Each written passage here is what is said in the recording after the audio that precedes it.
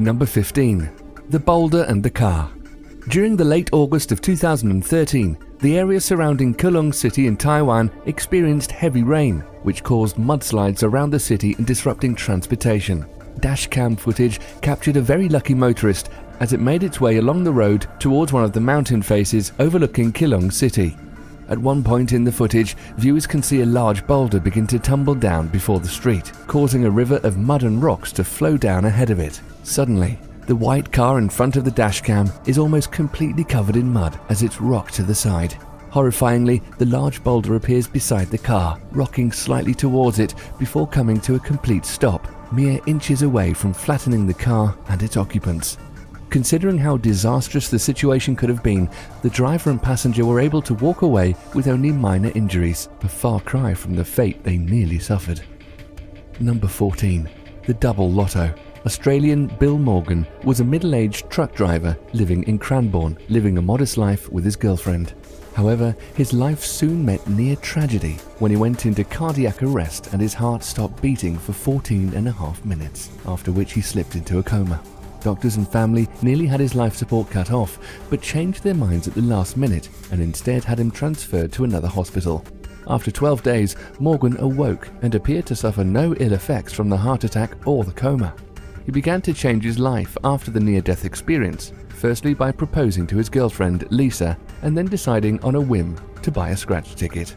This decision led him to winning a $27,000 car. Local news heard about the story and decided to cover a piece on the man's good fortune.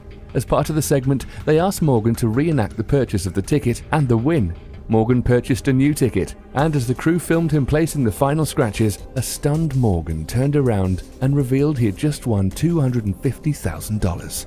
I just won $250,000. I'm not joking. You're not, are you? Really? I just won $250,000.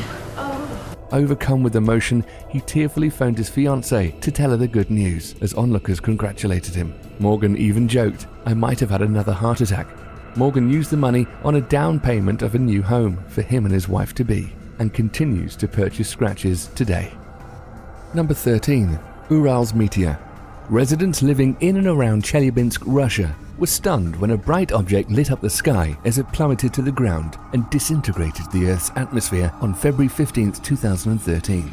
The meteor, measured at somewhere between 12,000 and 13,000 metric tons, was so vast it was spotted in 6 separate regions of Russia and 2 provinces in neighboring Kazakhstan, and illuminated a light comparable with that of the sun's for over 100 kilometers. The largest unbroken piece of the meteor crashed into Lake Chapakal, which caused a wide hole through the ice, and leaving over 53 pieces of meteorite beneath and around the lake surface. Luckily for the World Wide Web, many Russian motorists house dashcams in their vehicles, allowing multiple perspectives on the spectacular event. All footage shows a blinding green light, followed by a massive cloud tail forming behind the meteor. As well as the dashcams, surveillance footages from various businesses and establishments show the destructive effects of the airburst shockwave, which blew out windows and even caused a zinc factory warehouse to collapse. In total, 1,491 people were injured, including 180 causes of eye pain and 70 people suffering temporary blindness. Thankfully, no one was seriously injured in the event. Pieces of the meteorite were collected and included in the gold medals given out on the 1-year anniversary of the event during the 2014 Sochi Olympics, and 10 gold medalists received the commemorative medals. Number 12. Failed assassination. Ahmed Dogan is the founder of the Bulgarian centre-left party, Movement for Rights and Freedoms. On January 19, 2013, Dogan was addressing supporters at a convention when a man leapt on stage and drew a gun, pointing it at Dogan's head. Fortunately, the gun failed to fire, and the man was quickly subdued by audience members and security detail. Footage of the event shows the shocked reaction of onlookers, who roar in anger and shock at what has just unfolded, and people beating the assailant before he is whisked away into custody. Investigators later reported the gun was a gas pistol filled with blanks, and had it gone off, it would have inflicted non-life-threatening injuries to Dogan. The attacker was revealed to be a Turkish-Bulgarian man, Oktay Enmamedov, who said his reasons for the attack was in protest of Dogan's and his party's ideology, which Enmamedov claimed went against Bulgarian principle and was a threat to the nation's well-being. It's widely speculated Enmamedov had no intent of killing Dogan, only wishing to wound him to weaken his political ability. The following year, Nurmagomedov received a 3-year prison sentence for his actions. Number 11. 1989 World Series. Fans gathered in droves to San Francisco's Candlestick Park on October 17, 1989, to witness Game 3 of the World Series baseball game between the Oakland Athletics and San Francisco Giants, the first crosstown World Series since 1956. Things were beginning to get underway, and ABC was showing highlights from the previous game when suddenly the live feed began to glitch, and announcer Al Michaels stated, "I'll tell you what, we're having an earth..." before the feed temporarily cut out completely. While video did not return, audio did, and the announcers began to compose themselves, even joking the circumstance as the greatest opening in the history of television. What was witnessed was the Loma Prieta earthquake, a Category 9 or violent on the Mercalli intensity scale, or magnitude 6.9. While lasting only between 8 and 15 seconds, the damage was somewhere around $5.6 to $6 billion, with 63 killed and 3,757 injured. On a positive note, rush hour traffic was much lighter than average because of the amount of spectators at Candlestick Park and people staying at home to watch the game, resulting in fewer casualties on the collapsed Bay Bridge and freeway system of the Bay Area. Number 10. Boston thundersnow. During the winter of 2014-15, parts of the United States and Canada experienced extremely cold temperatures and high snowfall. Between February 14th and 15th of 2015, Boston received 12 inches of snow, and other regions around Massachusetts reported up to 22 inches of snowfall, causing dangerous road conditions and traffic accidents. On February 15th, the Weather Channel uploaded a video showing behind the scenes of reporter Jim Cantor and his crew capturing thundersnow on tape, a rare phenomenon where thunderstrikes occur during snowfall. Thundersnow more often occurs over the Great Lakes region of the US and Canada during events known as snow squalls, and cold air passes over water warmer than the air temperature. It's rare thundersnow occurs outside lake regions of the world, but it's not impossible. The video shows Cantor's excitement of the event taking place, celebrating not 1, not 2, but a total of 6 the camera managed to capture. The video quickly gathered popularity, and as of the uploading of this top 15 list, it's seen almost 4.2 million views, as well as an auto-tune remix by well-known channel Shmo Yaho. Number 9. Miracle on the Hudson. On January 15, 2009, US Airways Flight 1549 set off from LaGuardia Airport in New York City, bound for a stopover in Charlotte, North Carolina, before reaching Seattle. However, a major problem occurred after takeoff when the Airbus A320 struck a pack of birds, causing both engines to stall. Air traffic control immediately stopped all flights in and out of LaGuardia, and the crew of 1549 steered back towards the airport to make an emergency landing. Unfortunately, the plane was losing altitude too quickly, and it looked as if the plane would not reach the tarmac. Captain Chelsea "Sully" Sullenberger made the decision to land the plane in the Hudson River, knowing any attempts to land on the ground could ignite the gallons of unburned fuel and kill everyone on board. Sully carefully glided the plane as close to boats operating in the river as safely possible, then bringing the plane down in the north section of the river. He then gave an evacuation order once the plane had reached a full stop, and all 155 persons on board escaped, 97 with minor injuries and 5 serious. The dramatic landing was captured on a surveillance camera, showing the amazing feat take place. Sully was praised by passengers and fellow crew, and he was declared a hero by the general public. For his bravery, Sully was invited to Barack Obama's inauguration ceremony and was the honored guest at Super Bowl 43. Number 8. Harrison O'Keefe. In May 2013, a tugboat named the Jaskin 4 capsized off the coast of Nigeria, and the entire 12-man crew sunk down with it. After 3 days of attempts, divers finally managed to find and reach the wreckage in the murky waters, though any chance of finding the survivors were believed slim to none. Footage from a diver's helmet cam captures the moment when the diver reaches an air pocket in the boat. Looking up, he sees a hand floating around in the water. Thinking it was a body, the diver reaches up and touches it, only for the hand to grip the diver's hand, startling everyone in the search operation. After the diver surfaces in the air pocket, he sees Harrison O'Keefe, a 29-year-old cook, miraculously still alive and in shock. O'Keefe had survived 3 days, 100 meters below the surface, without food and only a can of Coke for hydration. O'Keefe was successfully brought back to the surface and became a sensation across Nigeria. O'Keefe's fame hit a new level when footage was released in December 2013 of the moment he was discovered. quickly going viral globally. O'Keen says he continues to suffer nightmares from the accident, and a local pastor even asked him if he used black magic to survive his ordeal. Vowing never to return to the sea, O'Keen remains alive and well, living with his wife, and continues working as a cook, this time on solid ground. Number 7. Prisoners save guard. Prison can be a place filled with tension and uncertainty, which is something Deputy Ken Moon found out during one of his shifts.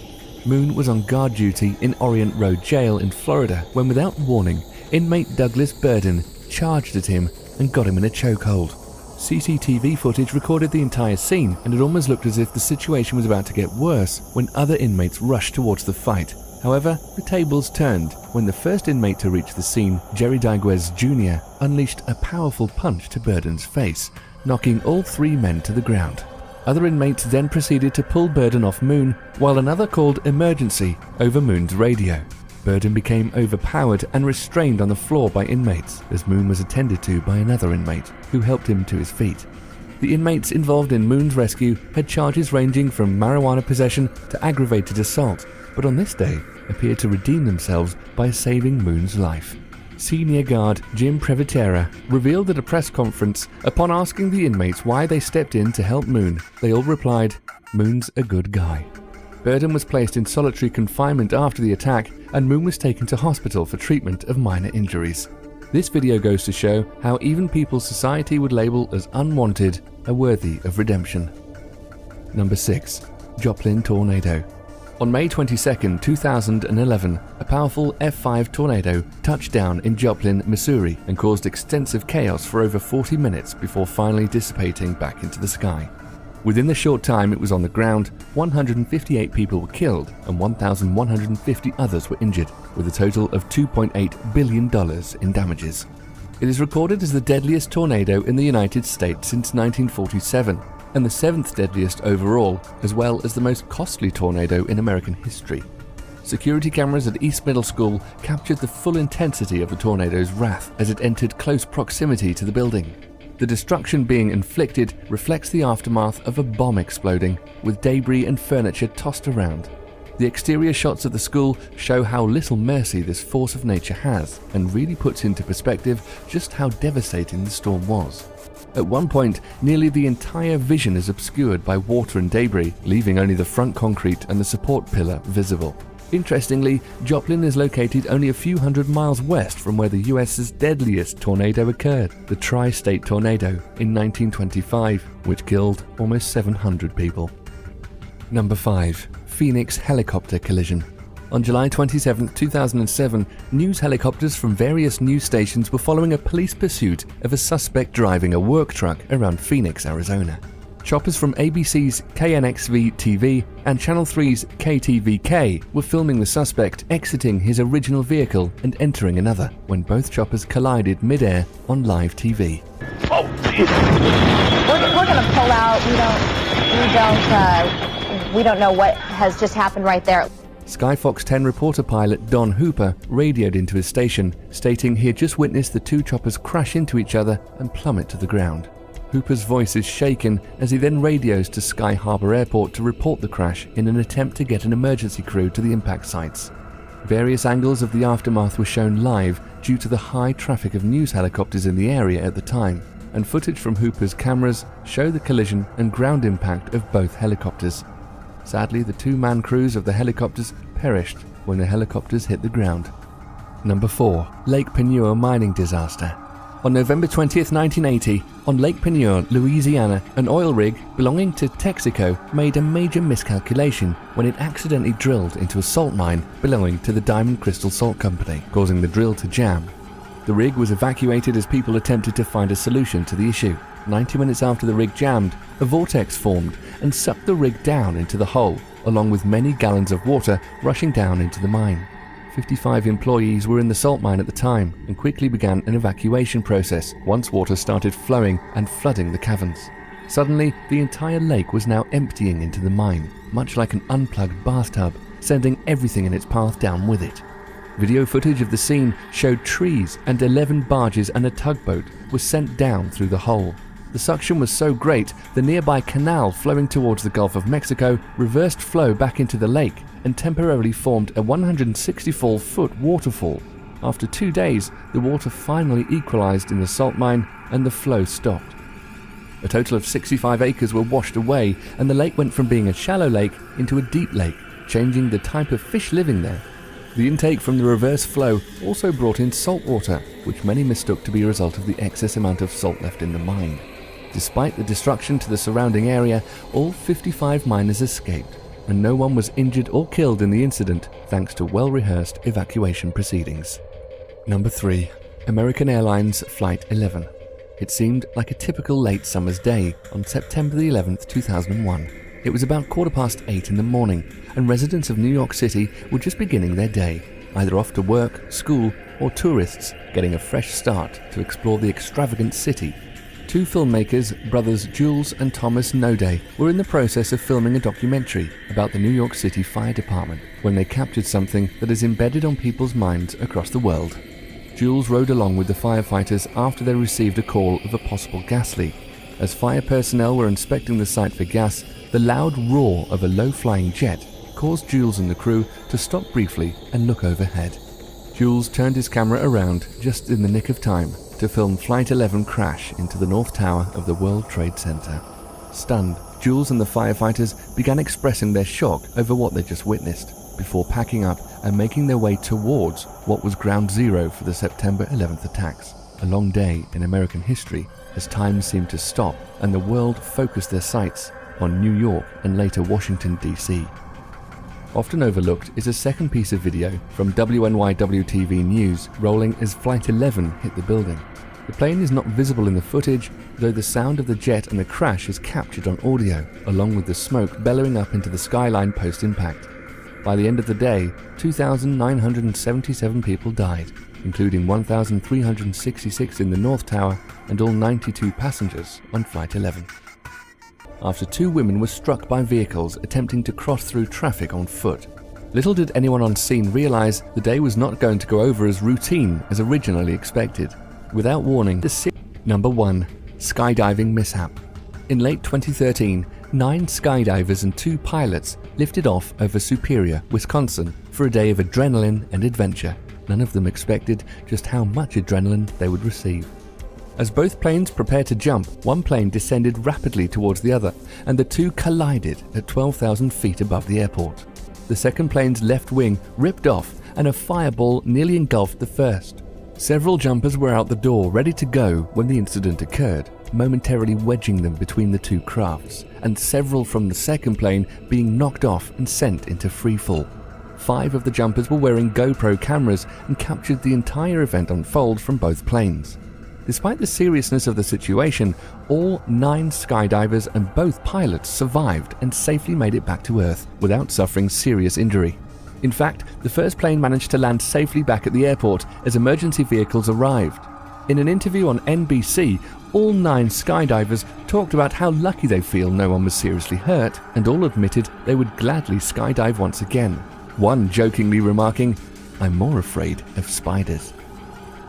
Got an idea for a top 15 list? Submit it at top15s.net/submit. Be sure to subscribe for future videos. Thanks for watching.